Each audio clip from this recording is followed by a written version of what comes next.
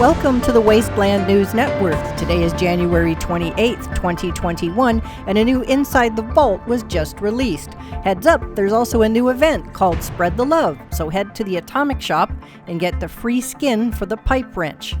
And it will look like a bouquet of roses surrounding a pipe wrench. And you have a chance to win one of these 3 items, a Rob Co t-shirt and shorts and cool sandals, a different colored skin for the Backwoods Bungalow, and a lobster trap helmet or hat. And here's the rest of the news.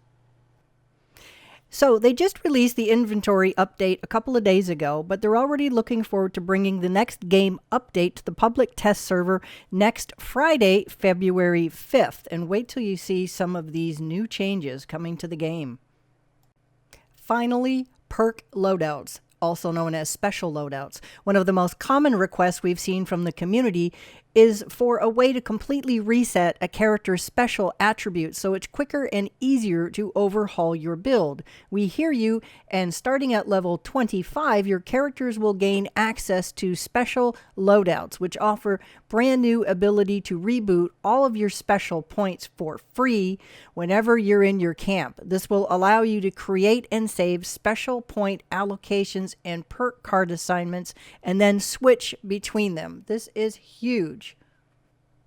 Just the ability to be able to reboot all of your special points exactly the way you want it. And as far as I'm reading into this, it's not going to cost you any of the perk move a perk card things. You'll be able to do this all for free at your camp. I can hardly wait to test this out in the PTS next week.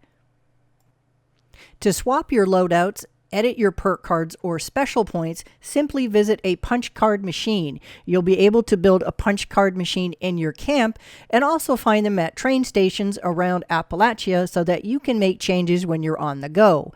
Initially, players will gain access to 2 special loadouts per character, and we're exploring additional ways to unlock more loadouts in the future, such as purchases through the Atomic Shop. I'm fine with that. In fact, maybe a couple of perk loadouts would be good for me. And this one was completely off the radar. Camp slots. It can be tough to decide between building a brand new home or sticking with your current camp creation because you can only have one at a time. Going forward, you won't have to choose whether to open a B&B, fortify a Free States outpost, or run your own Red Rocket station. Instead, camp slots will help you do it all. Your characters will be able to build multiple different camps, each with its own location, build budget, custom name, and a unique map icon. While you'll only be able to have one active camp at a time, you can easily switch among them using a new camp builds widget or your camp icons on the map. Further, managing the items you want to sell has never been easier because your vending machines will now feature a large pool of item slots that are shared for every instance across all your camps. Display cases will be separate per camp, allowing you to showcase different items at each one. Along with these changes, they're also working to enable displays in your shelters so that you have even more opportunities to show off your loot. We're still implementing some of this vending and display functionality, so these changes may arrive after the PTS has already begun. This is fantastic news. I tend to move around within a couple of different locations and have to rebuild every time because very specific builds. So this is great news. And you wanted new content? Here it is. Daily Ops expanding. A major update to the feature nearly doubles the amount of content that's currently available. To begin, you'll be able to dive into the all-new decryption game mode, and you and your teammates will be able to hunt down enemy code carriers in order to disable radio interceptors for Vernon Dodge. Enemies in decryption have extra daily attacks that will bypass your armor resistances. Whoa. So you may want to employ stealthier tactics to take them down rather than a brute force approach.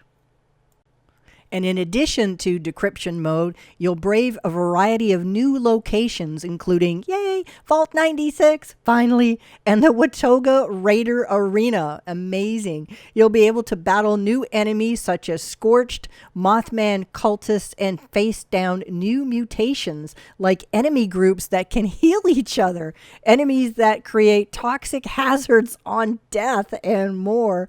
Oh my goodness.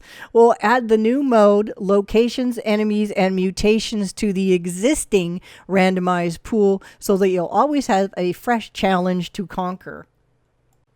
And of course, there'll also be new rewards for your efforts, like new weapon plans and loot, so be sure to keep some room in your new 1,200 pound stash. Wow, I think this is the one I'm really most excited about. I love new content. A new challenge is always welcome. Thank you.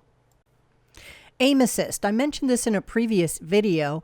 Aim Assist settings will help players who use controllers more easily snap their crosshairs to enemies and stay on target when aiming down sights with ranged weapons.